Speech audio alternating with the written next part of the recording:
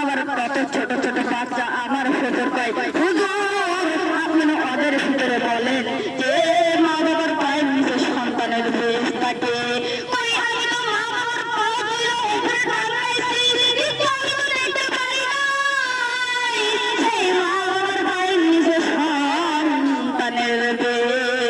আমাকে অনেকজন প্রশ্ন করে দেখছে, আমি বলছি বুঝবো না আমার